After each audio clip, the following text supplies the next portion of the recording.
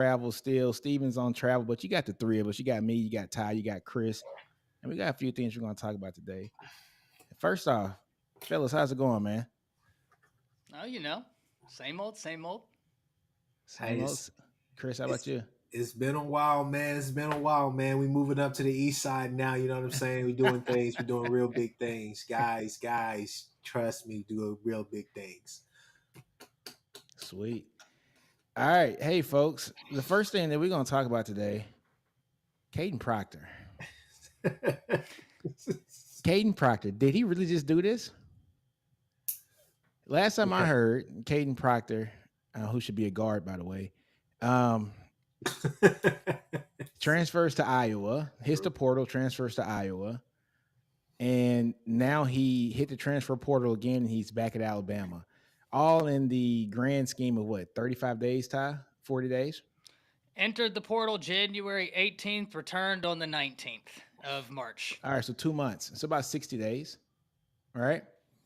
How in the living hell does this happen? And why does it happen? I'm gonna turn it over to Ty, since he is the Bama expert here. Well, and listen, I know we're going to get into it, and I know you don't agree, but it's ironic that Nick Saban was just telling everybody what's up right now, and everybody hates the messenger. Even though you listen to Kirby concurs. You listen to coaches around college football, they concur. Lane Kiffin concurs. I find that people don't disagree with the message. They just hate that it comes from the messenger that dominated college football. That's what people have a weird aversion to dominance, right? And I think that's where a lot of these contentions come from. But Nick Saban was just warning everybody. College football in its current capacity has zero guardrails. I've said this time and time again. Chris, you and I have talked about this. Whenever NCAA versus Alston came down, the NCAA 10 days later said, okay, here's NIL. The problem is you had states out there, a lot of states that had passed NIL legislation, they couldn't do the same thing that California was doing or Texas was doing. So because the NCAA didn't put up any guardrails, you have inequality all over the sport. And if we're really trying to do equity-based, I don't know how we got here, but that's why I think revenue sharing is the best way to go. But Kadyn Proctor, man, I don't know. I don't know what's up, what's down. I was in the middle of doing something and I come out and I see that he's transferred back to Bama, and I did not have that on my bingo card. We'll see, but that's the state we're in. The NCAA can't enforce anything because they're scared they're going to end up back in court. By the way, there are 4 court cases coming in 2025 alone. Johnson, House, and then 2 other ones, and then 2026 cases. The NCAA can't enforce anything because they're acting out of self-preservation. But when acting out of self-preservation, that means sitting on their hands. That way they don't get taken to court again. Chris, how about you? All right. So let me get this straight. Let me pull this up again. Okay. So Kadyn Proctor, he commits to Iowa, but flips to Bama in high school. Plays a year and then enters the portal. Commits to Iowa around the same time the Swarm fundraises $100,000. Collects NIL money and re-enters the portal. Doesn't have to pay Iowa NIL back. First off, shout out to @GopherHole on Twitter for giving those details. Second off, I think that it's fair to say Iowa fans, Iowa citizens, Iowa residents, we're not laughing with you. We're laughing at you. I think it's safe to say that. You've been bamboozled. You've been, swinked, Houdini, whatever you want to say, whatever adjective you have to describe this process, it's crazy. And on top of that, you got hit with an infraction with it. Self-imposed. Self-imposed. I don't know. I don't know what else to tell you except for we're laughing at you tonight. We're not. There's no ifs, ands, and buts. Did you hear the audio they did of Ferentz, where he was like, "The good news is he didn't steal our playbook," and everybody was like, "Okay." Yeah, right. Who cares? Who gives a shit? Yeah. Yeah. But no, all jokes aside, though, I would just say, man, it's something has to be done about it, but I don't think it's something drastic that needs to be done.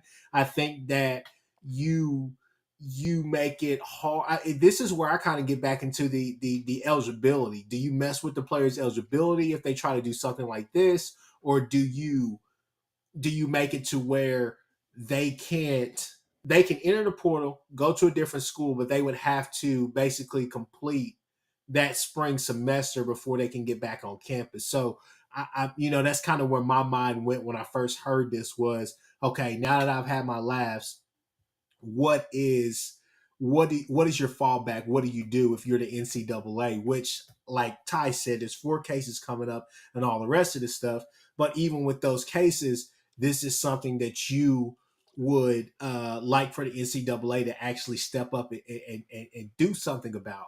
But again, there's no commissioner, there's no special committee, there's no nothing that they have or that I've seen. Ty may differ with me on that, but there's no type of governance committee that I've seen on this topic right here to really talk about this. I mean, to really rule on this either.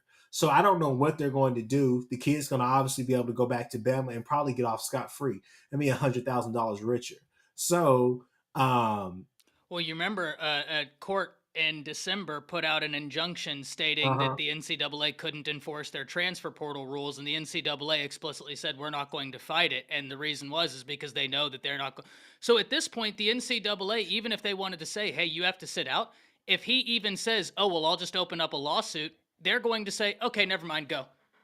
Like that's what they've done to every person. The second the Walker situation started to escalate at North Carolina, they backed up and they're like, all right, Mm-hmm. our bad, our bad, our bad. They've done this with everybody because they do not have any standing. Mm-hmm. Every court has undermined the NCAA's standing consistently. So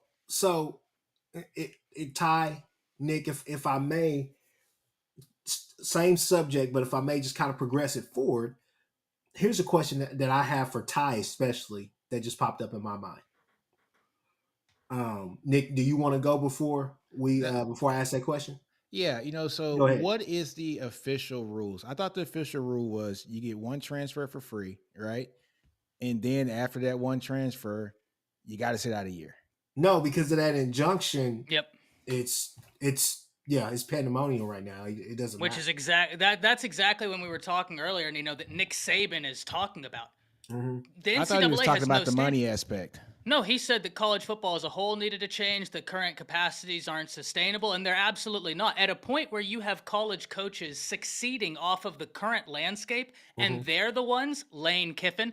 Name me the last time Ole Miss pulled the recruiting class they just pulled.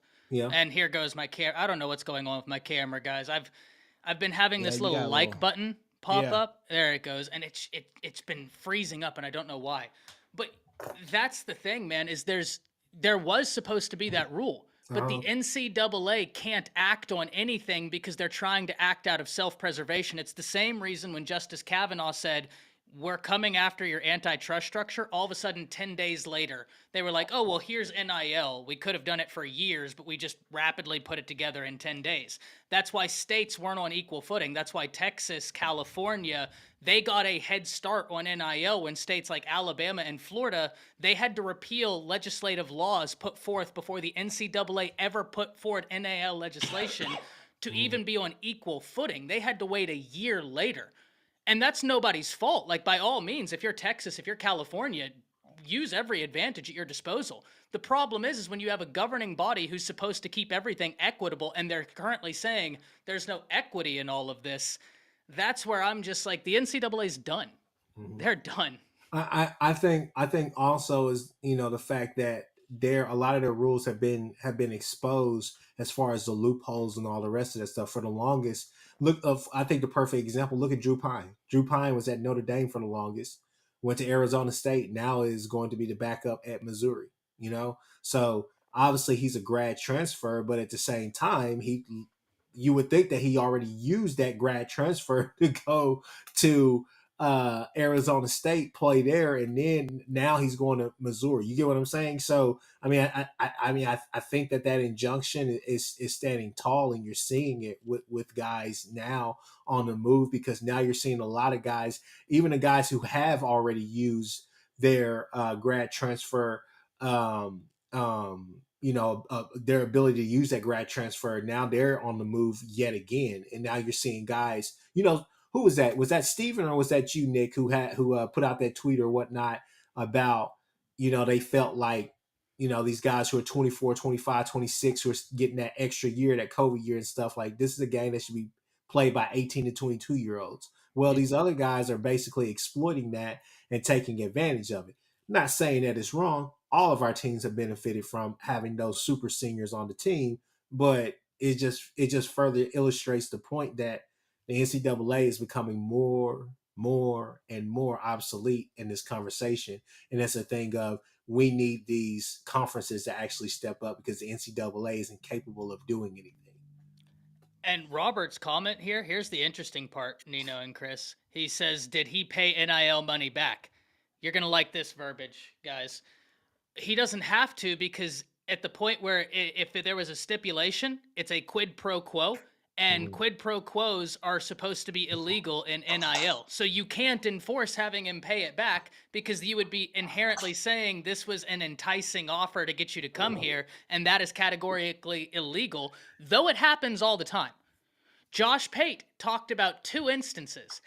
Unfortunately, I know about both of them in the SEC, where SEC players after a game or during a game held their team hostage for more NIL money. And that's not supposed to be what this is about. But because the NCAA can't enforce anything, this is where we are, in a complete pandemonium. Now, I know there are going to be people out there who he needs to pay that money back, or he needs to do this. That's kind of where the conversation switches to my question about this. I think as this conversation evolves, I think we gotta, Ty, Nick, you guys may differ with me on this, but to me, going back to Alabama may not be the best decision unless they move him inside, because I feel like for that offense and with that scheme for offensive line, I feel like his game fits it at some point, but he's going to have to cut that weight. He's going to have to What's slim he He down. doing? needs to lose weight. 65? Yeah, he's gonna He he's played gonna at have to, 375. He needs to play at 350. because more. that scheme calls for, a hog molly like him, but it also calls for an athletic guy that can move, right? And so I think going to somewhere like Iowa, where he initially was going to go, and playing downhill north south, you're going to run the ball. It's not too much that you're doing in that scheme. Everybody knows it. If you could get a passing threat, maybe you'll be something decent. But other than that, I think they would play more to his liking. But him going back to Bama, I don't necessarily know if that's the greatest thing. Now, you guys may differ with me on that, like I keep saying, but I'm I think it's I'm fair. a little not worried, but I am a little bit interested in that situation, how that develops, because I think DeBoer is somebody who would say, "Hey, it's a new regime, new everything. This is what we're looking for. Either you're going to cut the weight and move inside, or we're going to sit you, let you learn, get your body composition right, and then we're going to give it a go, and you're it." But I don't know if you could really bring him back in and not make him a starter automatically, especially when he has same amount of experience as everybody else basically now. Yeah, how many games he played last year? 14 games. All of them, yeah. I think he started all of them too, right? Yeah. And he Yeah. actually got better towards the end. Played with the hurt ligament in his ankle in the Michigan game too, and I Mm. know that was a bad showing by him. But Yeah. you remember we talked about there was a lot of talk before that game that Elijah Pritchett was going to be getting the start over him. And so I think that's a fair question, Chris. I really do. That's my biggest concern. In all fairness, Guard. Yeah. He has to go in and guard. That would solve a lot. That would but the solve a Guard, lot. right tackle. you're both right. You're Guard or both right 100% right. Yeah. Now, right tackle is interesting, and I'm going to tell you, because Bama is in a position where there's questions at the tackle. They have the highest graded returning guard tandem, I believe, in college football. If you look at the top 10 interior offensive linemen, per Pro Football Focus grades, 3 of them are now at Bama. Parker Brailsford, who is the highest graded returning center, the second highest graded center last year, Booker, and then Jaden Roberts. So you're not going to get that guard position. But right tackle, I do agree with both of you, right? Like, I'm interested. Maybe cutting the weight will be good for him. I actually today earlier on Bama Football on YouTube, I got to do a podcast with Jake Merrill, and he played safety for Washington Hmm. back in the gap, and he was telling me, he was like, I don't know why in the hell they had Proctor at 365 as an 18-year-old. He was like, that made no sense to me going Mm-hmm. out there. And in fairness, I agree. Bama's offensive line was catastrophic last year, number 129 in sacks allowed. Um, But a lot of that too has to do with the quarterback too. He's not your typical quarterback. He gets Yeah. outside the pocket. He's trying to run a little bit, and those are counted as sacks. So yes, Well, I don't one. disagree, but this is a problem that's been for 3 years. Bama has yeah, averaged as the 99th best offensive line over the course of the past 3 years. So this has been a systematic problem at So Alabama. so yeah, with the coach that came, didn't he come from like he came from one of the Kentucky schools, right? Coach Eric Walford, yeah. yeah. Yeah, and I remember because I remember him because on your podcast, Ty, Round the Table Sports, quick plug, me and Ty talked about it. And I told him, I said, hey, from everything I've read about this guy should be able to come in and I thought immediately so. make an impact. And it hasn't been the impact that we all expected. Doug So Marrone started a negative trajectory at Alabama, and the offensive line has not been within the top 50 or 60 or 70 or even 80 offensive lines since 2020. Like I said, they've averaged number 99 in the nation in terms of sack allowed, and that's Yeah. with like Bryce Young. That's that year Um, that Flood left. Yeah, no, 100%. You're 100% right. And Kyle Flood, there's a reason why when I'm talking about the best offensive line Yeah, coaches in he's the nation, I give flowers to Bill Bedenbow, but Kyle Flood is right there. yeah, That guy is a freaking wizard, man. Like, he and is a wizard at and recruiting, developing, you name it. and also Flood has a type, and I think he left a Yes. type at Alabama, And they and didn't maybe know what the to do with it. coach didn't know what to do with that type. Exactly. 100%. Yep. Y'all Yeah. got a wizard, though, at Yeah. offensive line I'm coach. excited about it. I love our offensive line. But yeah, look, man, it's gonna be interesting. You know, but getting back to Proctor with him leaving and stuff, I heard that he didn't take the $100,000, and I heard that he did. So I don't know what to believe. I would probably sway to believe that he did take the $100,000. Uh, and if he did, so what? It's his money, yeah, I cash know money, baby. it's Y'all his, the fools but paying. this is my only problem with all this, right?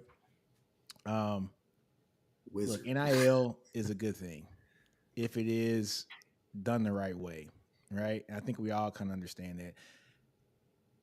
The problem with college football is the NFL has no minor league. They just don't. Every other major sport has a minor league, and the NFL doesn't. The NFL's minor league is the NCAA. That's a good point.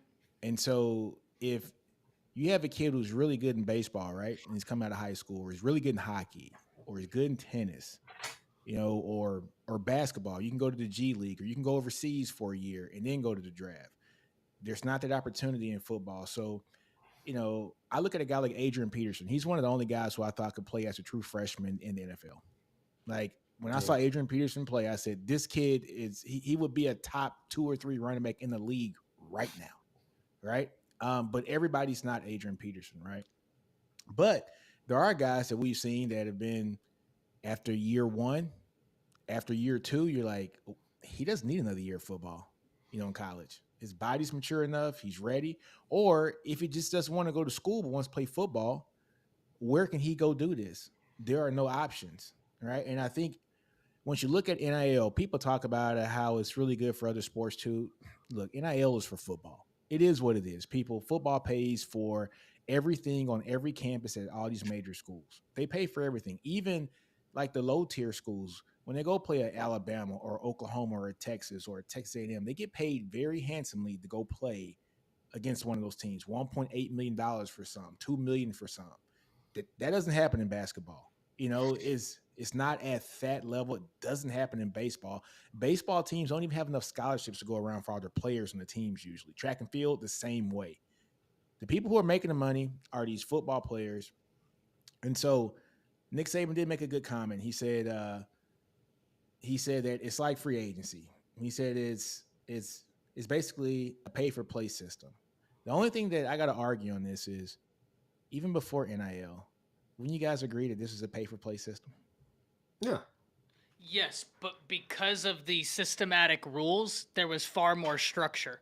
And that's why I think that the thing that's being lost, everybody's upset. Oh, Nick What's said the structure though? What was the structure when you it was had illegal? actual rules.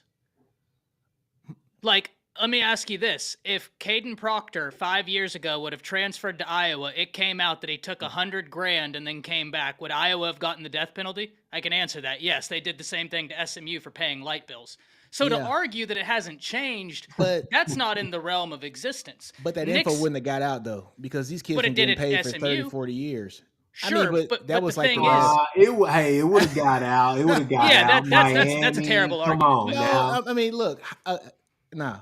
Hell, Look here, Rick okay, guys. Bomar, I Rick guess Bomar, are neck of the we How day. are many how we many players from are we our teams have operating gotten under the paid? assumption that things are How many completely how many players from our teams have gotten paid? And we true? all It know that they've it gotten happened all paid, across college football. and it's never gotten reported. Okay, I guess my thing is this. If you're a doctor and you've had patients that have pneumonia for years, and all of a sudden the weather changes and now you have an influx of cold, and now pneumonia cases are worse, you have an ability to fix it. Are we just going to throw up our hands and say, well, shit, we've had pneumonia forever? No, you're going to get fired. Like that's why I hear what you're saying, but from an argument, I don't understand how it applies. Like, yes, this has always happened behind closed doors, but now when you rip away the guardrails and you say, hey, this is legal, I'll put it like this. In the spirit of NIL, collectives were a major contention because it flies against name, image, and likeness. That's why whenever Nick Saban got there, he said something that nobody's talking about. He said, do a revenue share and NIL, but do a revenue share. That way everybody makes more money and you can still do name, image, and likeness. If Gatorade wants to come sponsor your quarterback, go get Gatorade to come sponsor your quarterback. That's what name, image, and likeness is. The only problem with the revenue share is once you start to revenue share, now it takes a lot of money away from your school. So now that new building that you want might not get built. Yeah, but we already just heard the Ole Miss AD come out and flat out say, why am I going to put in? The thing is, bro, is you just had 3 ADs say in an interview, why would I invest money in buildings when I could just invest and pay for play? Ole Miss's AD just said that. So Yeah. we're already there. I mean, if I may just interject, I mean, I tend to agree with Ty simply for the fact of kind of what I'm doing now is just why not just get those contracts situated? Why not already have stuff that's already kind of set there Well, so that just you make can them act on? employees. Huh? Well, so Yeah. basically, well, Not even unionizing or whatnot, but just having set contracts for like, hey, look, this is the contract. This is basically you're having templates across the board, kind of like I what think you that's the only said. way you're gonna have to do it is have to make it a union. So Yeah, Dartmouth well, is I doing it mean, right yeah, But now. that's but what happened at Dartmouth. Yeah, I don't know so if y'all Dartmouth saw is doing it. there's the Yeah, Dartmouth but thing. Now, but what granted, I'm that's a different situation, but but it's yeah. what I'm talking more or less of is just that I mean you're basically with the revenue sharing. I think that you could make life easy, and you could have these templates. You're just having a bank of contracts out there. Hey, Gatorade, blah blah blah, this and that. These are the terms. These are this, blah blah blah. This is what we want to do with you. This is what we're willing to pay. We can negotiate the price for each select player. But they already have all these different things, and they get to kind of like pick and choose off of that, basically making them like the vendor almost. I mean, I think something where it's more uniform across the board to where, hey, these are the set parameters. I think that would help, or that will at least be a start, because right now it's the wild wild west. I, Well, here's a There's good no comment by regulations, James. rules, or any type of like laws about it. We're waiting for cases to come out to have case law to point to, but it's still not producing any legislation or any type of law that's going to fix it. So I mean, Yeah, I think the only way that you could fix it is by having these it just a damn bank of has to be just a union. contracts already Has to be set some up. kind of union, right? yeah. Yeah. Yeah. So James has a good comment here. He says, "So look, man, the NFL works because both the teams and players have power, and they both have to come to the table for negotiations. And I Yeah. think that it's that second part. Players have power, and prior to NIL, players they were, come on, student athletes, Athletes, yeah. right? I mean, and I put student in big quotes, okay? Because we can all go through and look at our favorite team and go look at what are the majors of these student athletes. True. And it is 9 times out of 10, it's a major that the coaching staff pushes to these student athletes so that they can pass classes easy and play, right? So now, I want to take it back and say the players at college now have some power, right? And it's never been like this. They've had a little power, right? Hey, sir, hey, coach, I'm not coming here. I'm going to school X because they just dropped me a $300,000 bag and your bag's 150, right? So look, I'm going to go play at, Western Kentucky, Illinois State or something like that, right? All right. So yeah, they had a little power, but not so much. Now they really got power. They really have power. And I'm with you. Things have to be regulated. I like the first rule. You transfer one time, free, great. But the NCAA should hold up the standard where after that first one, it's done. You got to sit out a year. And I thought that that was a perfect rule because kids do, they're 18-year-old kids, They right? can't do it because the Yeah. lack of antitrust. So, in order for that to happen, they have to do away with their antitrust structure, which means you're getting revenue sharing or the end of the NCAA. Like, that's where this is going. And so this is my thing. If we end the NCAA, is it just for footballs or is it all sports? That's the question, man. Like, that is I don't. That's why I get so frustrated about this, and I'm frustrated at the NCAA because Nick, I mean, Chris, how long have all of us, well before we've all met each other and started this, how long have we all acknowledged, even mentally, that the NCAA is a dying model because their inability to do anything? No, I mean we've said that Yeah. constantly. But it's their own inaction that's gotten us here. Right? Like, that's the part that kills me is they wanted to be so greedy, but what they failed to realize is if you would have just taken $100 million instead of $150 million, you could have kept control of college football indefinitely and reaped year after year. But now, because of your greed and because of your inability to do something, here we are. And you're right, Nino, that this has always happened, right? Like, even before NIL, we know people are dropping bags, whether that's poker chips, Yeah. And it was an farm unfair equipment. advantage to a bunch of schools. Yes, Right. yes. But And where I've always disagreed with people is when they say the NIL, with the lack of provisions, is going to make college football more equitable. My argument has always been how? The haves will have more and the have nots will have less. Texas is a have. Alabama is a have. Oklahoma State ain't a have.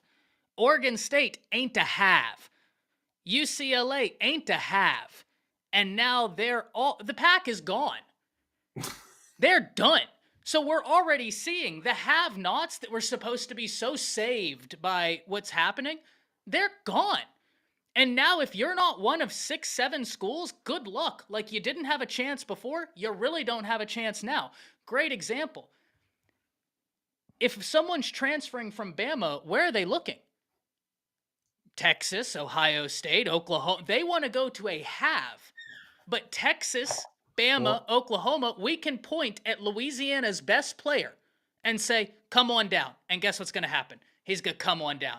Y'all got an absolute monster from UTSA.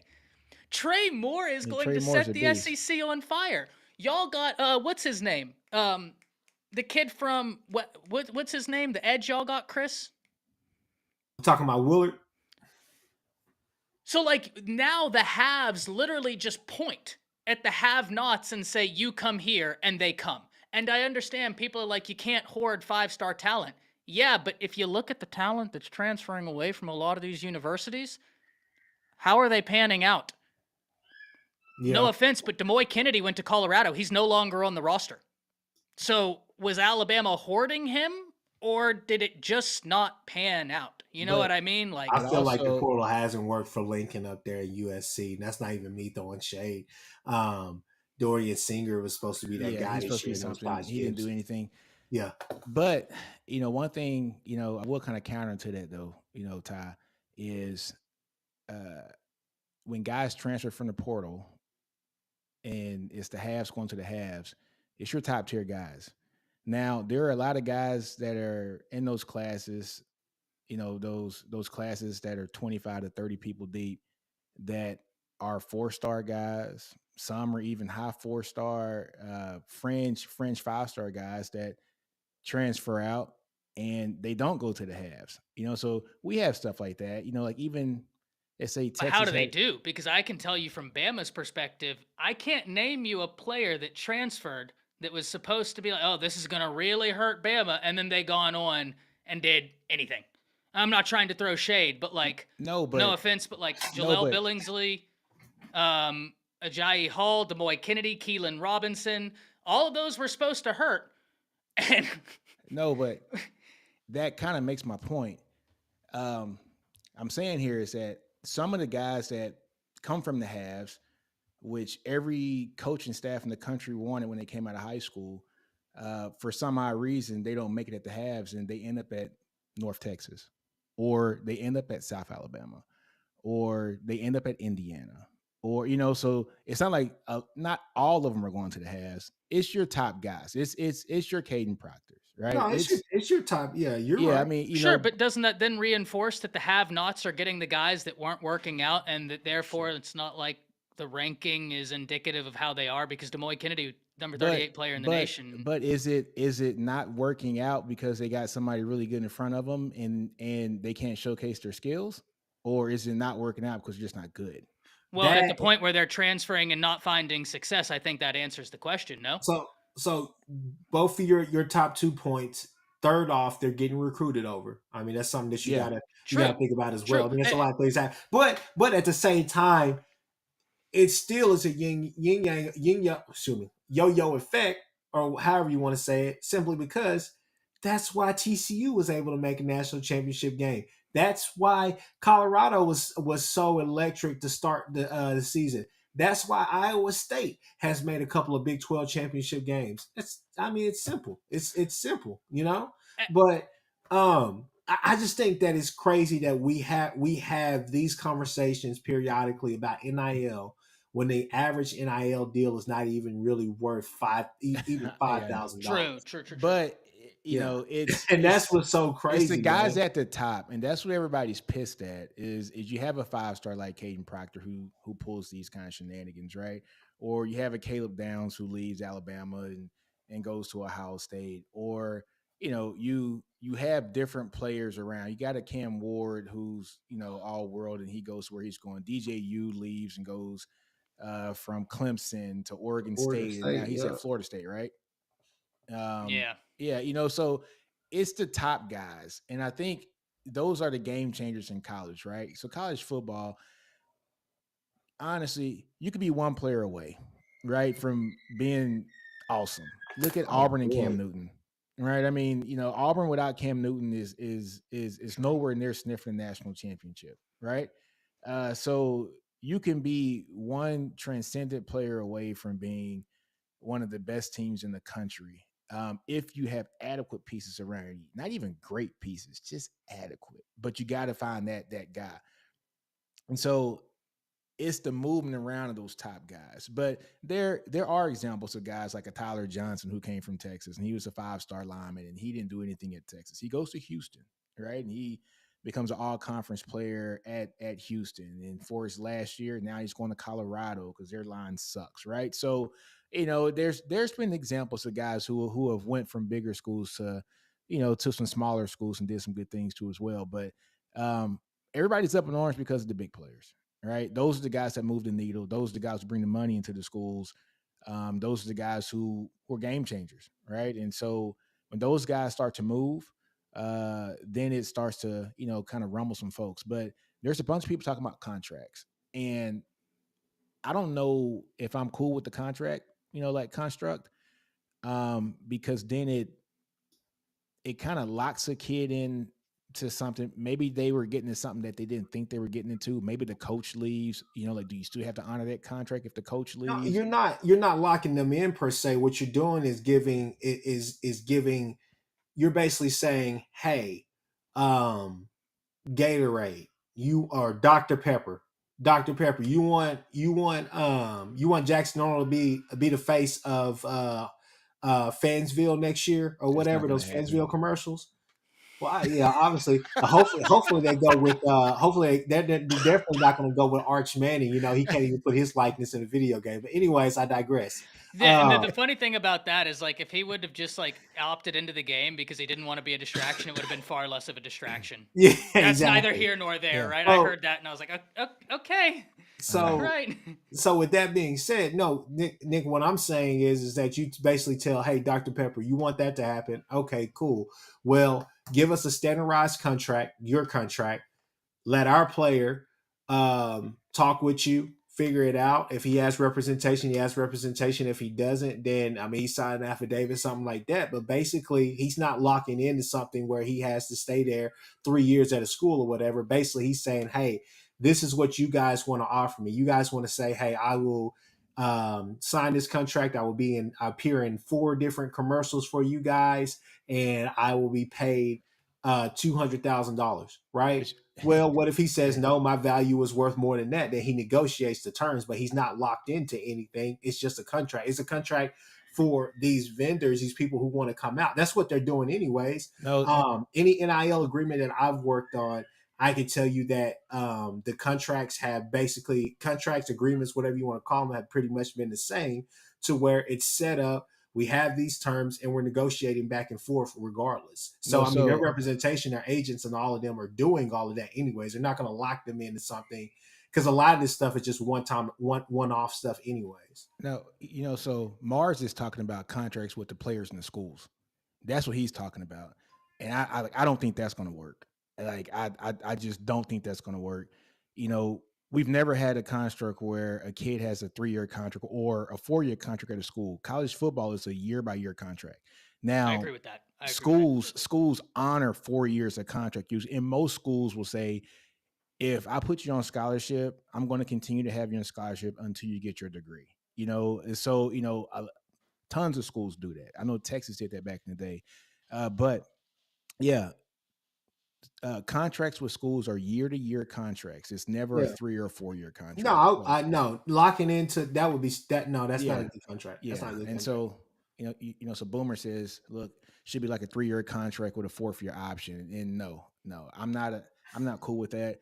I think the kid should have an option to transfer. Yeah. But it needs to be regulated. I really like the first structure where they had, you got the one free transfer, and then after that, it's time for you to sit a year. That would be the ideal situation. But if they can't, hold, like the college's football to the fire when it comes to this, then what the hell are we even talking about it for, right? So that's the crazy part about it, is they got to be able to enforce it. I don't know how they enforce it. I don't know how they can enforce it. That's just my opinion. Or Pandora's box has been opened. take Yeah. take something, take a page out of the NBA's book.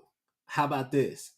How about how about now? No, I'm just gonna say it just to get it out there. But how about you basically make it to where, okay, this team can offer you NIL, they can offer you money or whatnot, but when you go to this school needs to basically offer you a better chance to make it to the next level. They put more focus on that, basically saying this school can't offer you more than the school that you're at right now.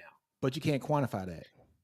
There's no way you can quantify that. I mean that's true. I mean I'm You just being know, I'm just thinking outside of the box like right now, there's trying to no way think. that you can quantify that. That's like saying, Mhm. um, name a player. Let's look at, what's the kid that played. He played cornerback at Florida, and he left Florida, went to like Western Kentucky, and left there, went somewhere else. Jenkins. Golly, what's his name? Jenkins. This was like years ago. But anyway, he was at Florida.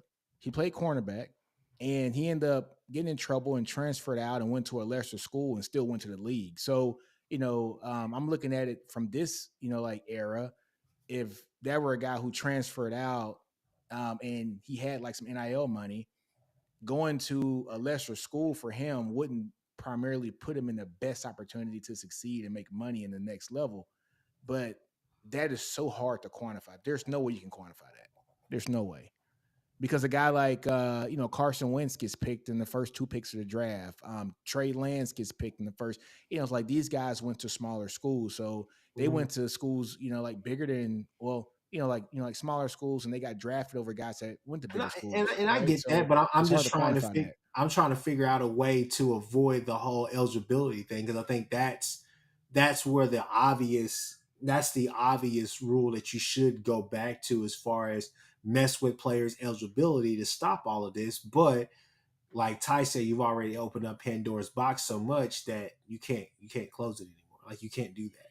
Yeah, the NCAA can't act because they know they're going to end up in a lawsuit. At the point where Justice Kavanaugh, they weren't there to talk about the antitrust structure of the NCAA, and Justice Kavanaugh got done with his opinion and then said, but wait, there's more, doing his best Billy Mays impersonation, and then took everybody in the court to something totally different and was like, your whole antitrust structure is suspect. You cannot run an organization off of the theory that you don't have to pay your fair market, your workers a fair market wage off of the theory that you don't have to do it. That told me right then and there, the Supreme Court is begging people to open up lawsuits against the NCAA because that's not what they were there to talk about. He went outside of his scope. Some legal experts have even argued he did too much by saying what he said because it was outside of the scope of what they were there to talk about. But to me, it was a clear signal. Sue the NCAA because we're interested in ripping them apart. And now the NCAA, there's a reason why you'd see the NCAA. I'll put it like this: the lawsuit Virginia and Tennessee did you see where the NCAA took away their arguments against it? Like the NCAA is bowing out of the lawsuit because they don't want to escalate things anymore. They're trying to self-preserve, and the best way to do that is to stay out of court. That's why their first action was to go to Congress and say, please give us an exemption. That way the Supreme Court doesn't bend us over. Like, they are done. But the NCAA did this themselves. They did this themselves. I just wonder why. Like honestly, all this is about football. It's all True. football. It's all football, and I just don't understand why throughout the years, football has been the only sport that has been neglected a minor league. And I think if that were to ever have happened 30, 40, 50 years ago, we wouldn't be in this situation, right? If NFL teams had farm leagues like baseball, but this is the NFL's fault too because they don't want to guarantee pay for players, right? They don't want to take the risk. You got these billionaire owners. Jerry Jones has shit. He has the wealthiest franchise probably in all sports, right? Or top three. But you would probably never see him try to do anything like this because it's going to take away from his bottom line, even though he's already a multi-billionaire. But that this should have happened a long time ago. There should have been farm leagues a long time ago. Yeah. To where kids who didn't want to go to college or get drafted into a farm league have the option to go to college or go to a farm league and make money or just go to school, just like in baseball and hockey and every other sport. But the NFL didn't do anything with this. The NCAA didn't want that to happen because it would take out money from them. And here we are. Here we are. Now, James has a good comment. He says that he thinks that the top 40 schools should break away, file LLCs, take football from scholarships and create a for-profit semi-pro league. But how could that happen with the schools still having their names attached to these teams? Like, so would Texas take off the Longhorn off this semi-pro league team? Would Alabama take off, the Roll Tide Good off of question. it? So would Oklahoma take off the Sooner on it? Would it just be the Oklahoma team, the Texas Orange That and sounds White? terrible. you know, uh, She's- the Texas A&M, white and crimson, or whatever. But so how would that work? Like, I don't see how that works. I've been hearing how people think that football should kind of rip themselves apart and form their own league. But how does that work with the schools in the other sports? And eh, look, I don't see how it works, man. I just don't. I don't see how it works. This is gonna have to be unionized. he's on to something with that though.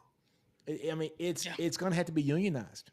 Well, it's funny because the NC or the NCAA, the SEC. I don't know if y'all saw these reports, but the SEC and the Big Ten are already attempting to do just that. They're already Yeah, drafting provisions to get out of the NCAA because they can't do anything. Like I would kill to be a fly on the wall of an NCAA meeting and just hear what they're saying, because I imagine that room is on fire 24 All right, 7, we should go. 365. I'm sure that So they should have open meetings, right? They should Oh, we God, should no. just They go. We don't should want my pop up in opinion. there. all right, so this is a good comment here too, from Booner129. He goes, it just seems like the school has all the responsibility and the player can just say peace out when they, like get their feelings hurt or get homesick. It's not sustainable. But I mean, I get it, but one player is not going to stop Bama from making $10 million a game. True. So It never has. True. Great shirts, great shirts, Ty. It's not going to stop Florida State from making a shit ton of money every year. The schools have always had all the leverage, right? I think the thing now is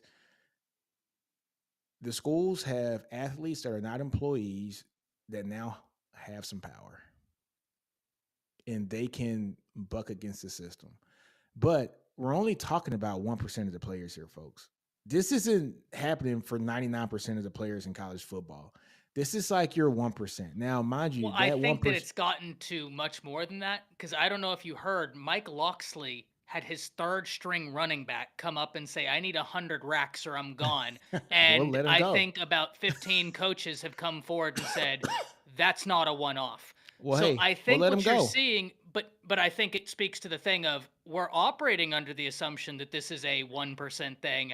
Coaches are saying, the people in the trenches are saying something different. Well, how about this? We're going to see how much you're worth in the open market, and when nobody wants you for $100,000, Well, you that's might why be you able to have come so back many and go to people still school. in the transfer portal. That's why it's Yeah, like you have thousands of kids that aren't finding homes. but that needs to happen. Sorry to the kids, but that True. needs to happen You know, to show everybody that hey, this is the ramifications if you do some stupid shit. this Right? is what I have to say about it, because it kind of feels like, especially the boomers out there, boomer son, it feels like a lot of the boomers out there and maybe some other old heads probably felt like, hey, everything's totally cool. Once they get taxed, then they'll start coming back trying to figure this NIL thing out.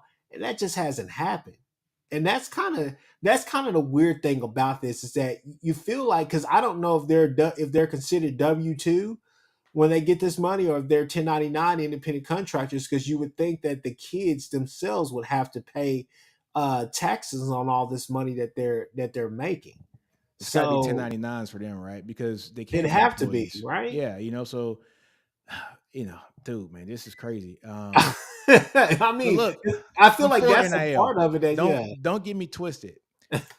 I'm for the player, yeah, right? I'm always gonna be for the player because look, man, I look at coaches and I look at Steve Sarkisian. He's probably made over $100 million in salary, right?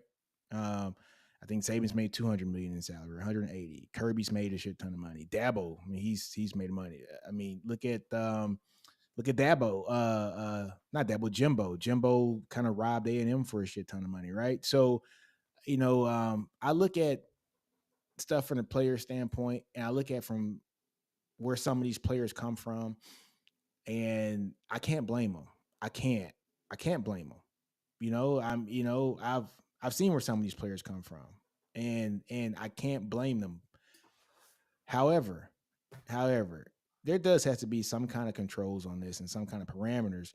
But if it's stuff that's outside of the school and the governing body of the school, I don't know how you regulate it.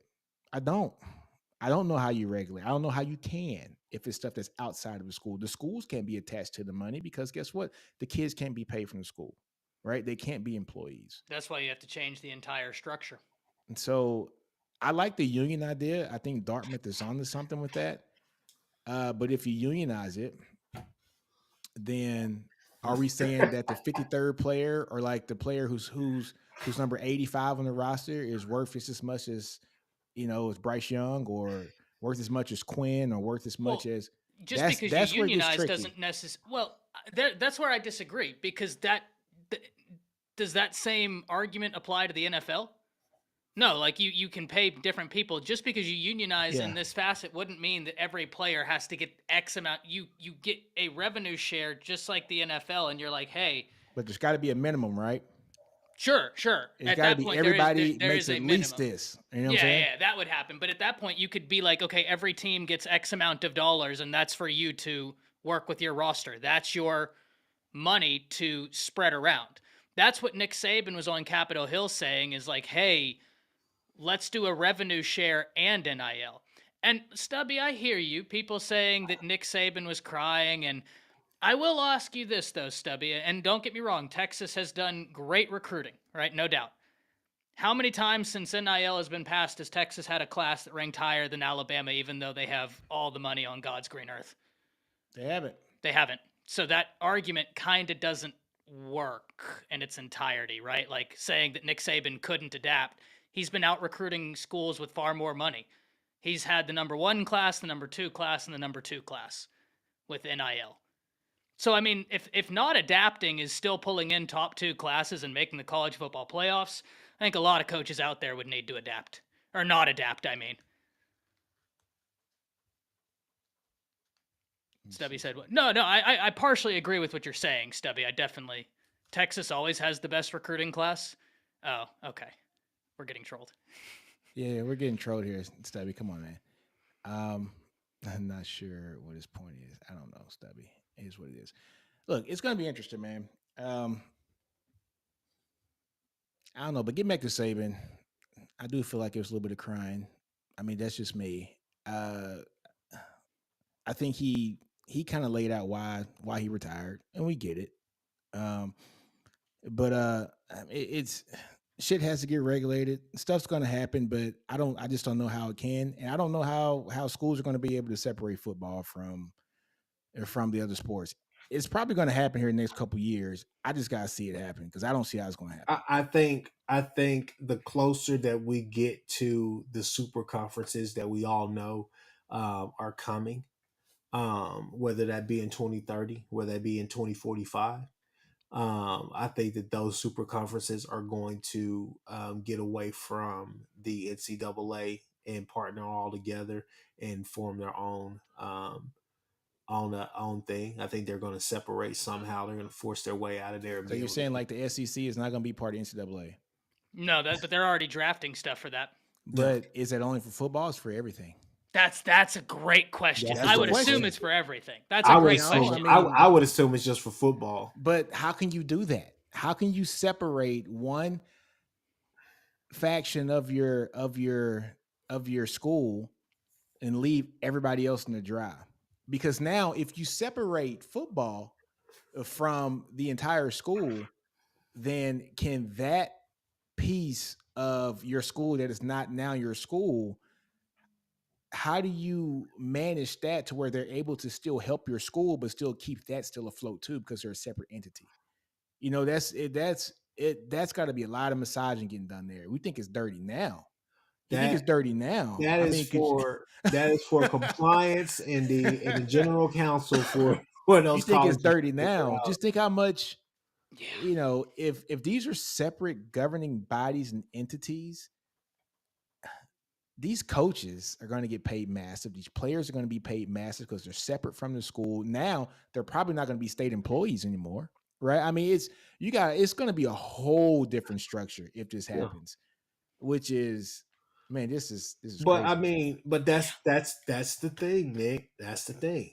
Well, Once the Big Ten, the ACC in my opinion, the ACC is going to go It's down. done with. Yeah, Okay, yeah, they're going to be the done with. ACC is Clemson going to be wants the next out. Pac-12. UNC, Florida State, all of them are No, crying. They no. know that. So you're going to have the Big Ten, the In the SEC, SEC, and then the Big 12, and then everybody else is going to be playing. Everybody else will still be the NCAA will still be a thing, but I think those conferences right there will say, "Hey, no, either we're going to separate from you, or you're going to give us full autonomy over everything and just basically be our scapegoat, standing to the side because you're not. We're going to treat you like a side chick. You're not going to be the main one now." well, that's what Kim Hurst is saying. If if they do revenue sharing, right? How are they going to cover all the other sports, women's sports, golf, track, etc.? Look, I they're the have no side idea. chick. Chris said it. They're the side chick. You're not the entree. No. It is what it is. Sorry, track and field. You ain't the entree. You're the asparagus on the side. You ain't the steak.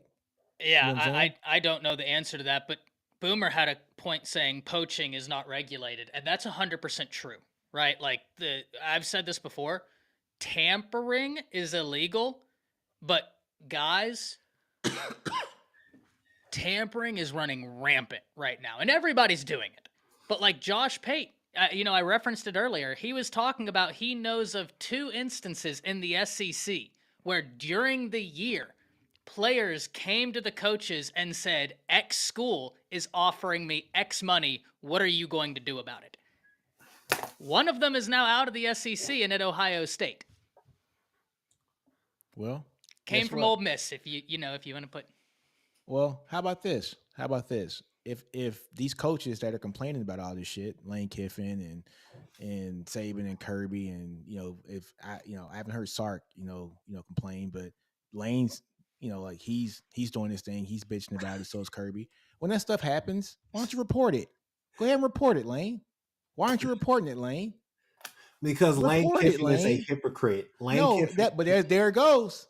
Hey, Lane, if it's happening, report it. Lane Kiffin is a hypocrite because just 2 years ago, and I told you guys this. I said Lane cannot ever talk about NIL again, and at least I can't speak for everybody else, but he can't have my respect. Why? Because he bitched and moaned about it time and time again 2 years ago when the money was not coming in.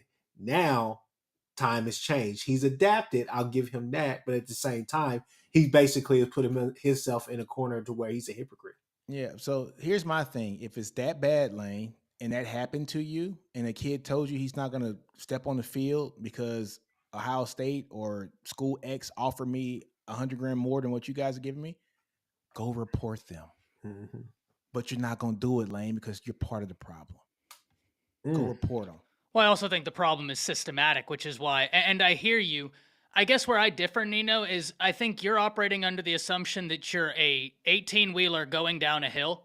Have y'all ever been to those mountainous areas where there's the areas where the 18-wheelers Yeah, can got pull pulled to the off? side. Yeah. So I think from my perspective, you're operating under the assumption that the brakes fail. I'm the 18-wheeler driver. I'm just going to barrel through all the innocent civilians and kill them and not use the exit ramp. Like we could solve this, but like you said, if it's always been there, why do anything? I guess my point is if we can make something better, why are we just going to continue letting it fail? Like if we have the ability to do something, I But don't think that a good place to start is, but well, it's wouldn't that always make been it messed better? up. No, no, but wouldn't that make it better? Wouldn't that be the start of making it better if one of your Not when we could premier do something before. Like, I don't think that the best thing is letting something completely fail if you have multiple avenues to being able to fix it. no, this is not making it fail. This is the start of the healing process. Like I this think we're is past the healing process. Pandora's well. box has been opened. All right. So healing process is probably the wrong word, but this is the start of. All right, hey guys, you guys don't believe this shit's happening this way? This is what's happening. Player X came to me and said this. Ohio State offered this. This is what we got to deal with every day. Let's fix it. But they have done that. Like, I hear you saying about Lane Kiffin. Didn't Pat Narduzzi up there at Pittsburgh just come out and point out how Lincoln Riley and all them tampered with Jordan Addison? We all knew it happened and nothing happened because the NCAA can't do anything. So whether they say it or not, we've had coaches say it. It hasn't affected anything. We've had that happen, but it hasn't affected anything. So I guess at that point, I just don't think we're operating. I don't know. I don't think that the best case scenario is acknowledging, hey, there's been a problem. It's just like if a body is sick and it continues to get sicker, I don't think that the best thing is like, let's wait until it completely fails to then fix it. Like if we can fix it now, I'm not one to be like sitting on my hands. I want to fix it now. I get it. I guess my only thing is if there's like no kidding evidence and this kid came in there and did that and we had like no kidding evidence on Ohio State, you're talking about major suspension. Well, I mean, I think at the point where Josh Pate is independent and he's talking about it happening, that's pretty good evidence. You know what I mean? Like, he's independent and he's talking about it. You have coaches talking about it. So I think it's being talked about. But the problem is the NCAA can't enforce anything. James Trice, this is perfect. He goes healing process after creating a multi-billion-dollar entertainment empire off Free labor, 100%. Exactly. And that is the problem. This is why people don't have a problem with these kids getting paid. And this is why a lot of people don't give a damn how it happens. I'm gonna be honest with you. Because guess what? college football is entertainment. No matter what people want to think about, it's entertainment. You know, 100%. people get wrapped up in the feelings about this and who said this and who said that. But at the end of the day, this is entertainment. Nobody's going to die if your team loses. This is not for world freedom in America and solving hunger issues. This is to put us in front of our TVs and in stadiums on Saturdays and Sundays to watch kids play a sport that we love to watch. It's entertainment. It's no different than going to a movie. It's no different. All right. And so look, these guys are technically employees. They're not, but they are. And until the average fan realizes that these aren't normal students, because people love to throw around that student athlete thing, that but they're getting a free education. Bullshit. They're getting a basket weaving, like freaking degree that the school pushes on them, because they want them to stay eligible. Right. Yeah, And 100%. and that's it. And But so that's why that's I why think that a revenue sharing gets everybody more money, and that'd be the best thing to save the Mm. sport. It would solve the equity problems. It would solve a lot of the problems we have now. Everybody would get paid more. It would be mutually beneficial. Maybe not for like other sports, but Yeah. in terms of like all that, like, oh, kids would get more money in that model. But And then that's what Nick Saban was advocating for. The but that's kids going would to be end the up getting problem more though. money. It's the other sports, because now it's True. going to be, well, I'm not good enough. If I play tennis and Quite frankly, no. Because like you said, well, like here's the thing: there's two ideologies that can't simultaneously I know, exist. I know. This is a I'm with you. billion-dollar industry, I'm and like, with you. I'm with you. I'm with you. It sucks for them, but quite frankly, no. but it's true. It's like your B-rated film versus your blockbuster film, right? This is what it is. NCAA is the funk facto. Have the schools vote in commissioners and start a new system with teeth. I just don't see how it's going to happen, Kim Hurst. I just don't. I don't see how they're going to separate it. I just like I don't see it happening. It's going to happen. I just don't see how it's going to happen. And it's got to be something so ingenious, man, that it's going to freak all of us out, to be honest with you. Profit sharing where there's no profit. Oh, there's profit. There's a ton of profit. Oh, there's profit. There's a ton of profit. That's crazy. Chris, you the lawyer, man. Man, look, I gave you the idea about the contracts, man. I think it would be great. I think you get a big bank of them, man. Figure it out. What's up, Stephen G? It's gonna be interesting. Stephen G, what's going on, brother? All right, man. It's been like an hour. We've been on here for an hour. I know Ty had to get out of here. Yeah, I'm going to get my shin all tattooed up, so Ah, we're getting a shin blast. Sounds like fun. You getting a tattoo? Yeah. Oh my god. I got the chest, and then I'm give you an NIL deal for that, then, huh? I don't know. Look here, Boomer's comment. Oh. Boomer, that is not a true statement. The school's return on investment in the players always at risk due to the schools aren't paying the players. They've already got the return on investment when they turn the TV on Saturdays. Well, and to back up your point, Nino, because you're 100% right. The average 5-star at the point where they enroll, not when they've played a game, at the point where they enroll adds $500,000 of revenue to that university before they have played a game. The schools are fine. The schools are fine. They're not, honestly, they're not having missed meal cramps. Okay. It is what it is. They're not having missed meal cramps. The schools are eating real good.